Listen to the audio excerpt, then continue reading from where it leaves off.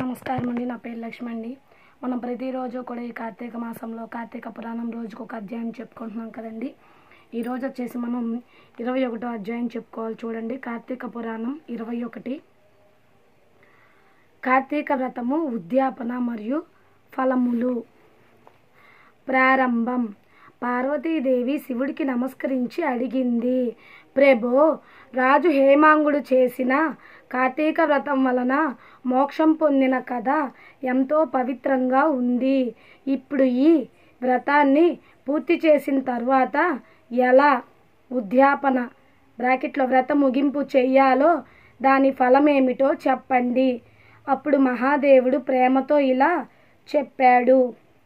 ఉద్యాపన యొక్క ఆవశ్యకత. శివుడు అన్నాడు, గౌరీ, వ్రతం చేసినవాడు దానిని సక్రమంగా ముగించకపోతే ఆ పుణ్యం సగం మాత్రమే ఫలిస్తుంది.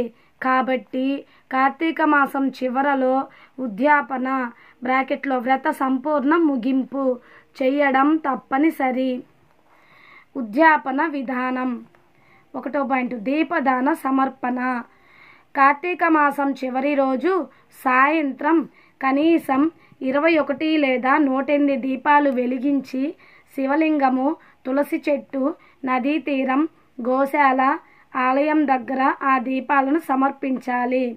2వ పాయింట్, తులసి పూజ. తులసి దళాలతో విష్ణువుని మరియు శివుడిని పూజించాలి. తులసీదేవి ఆశీర్వాదంతో పాప నివారణం కలుగుతుంది. 3వ పాయింట్, దానం.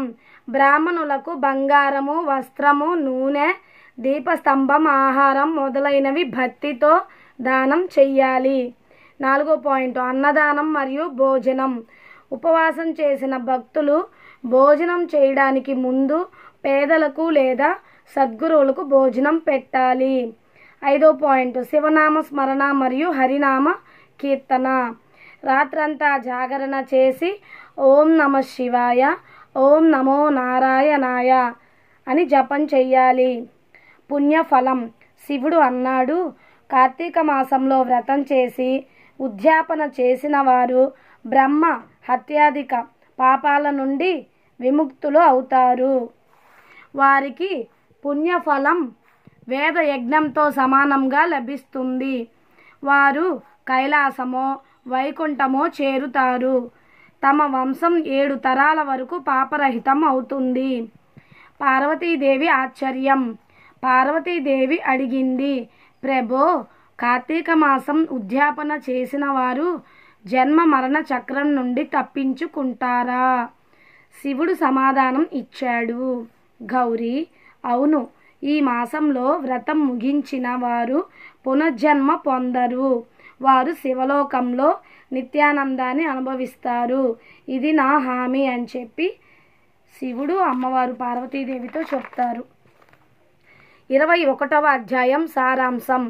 ఫస్ట్ 1, కార్తీక వ్రతం చేసిన వారు చివరలో ఉద్యాపన తప్పనిసరిగా చెయ్యాలి. 2nd పాయింట్, దీపదానము, తులసి పూజ, దానము, జాగరణ ప్రధాన భాగాలు. 3rd పాయింట్, ఉద్యాపన వలన పుణ్యము 100 రెట్లు పెరుగుతుంది. 4th పాయింట్, వంశ పారంపర్య పాపాలు కూడా నశిస్తాయి. వంశ పారంపర్య అంటే ఇటు 7 తరాలు అటు 7 తరాలు అంటారు కదండి, అవి వంశ పారంపర్య పాపాలు కూడా నశిస్తాయి.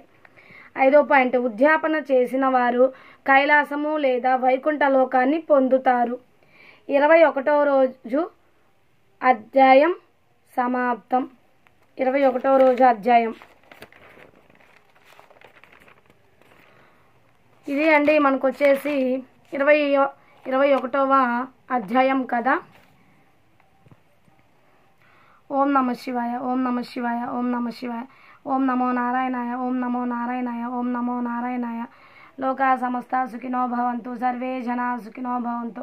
ఓం శాంతి శాంతి శాంతి.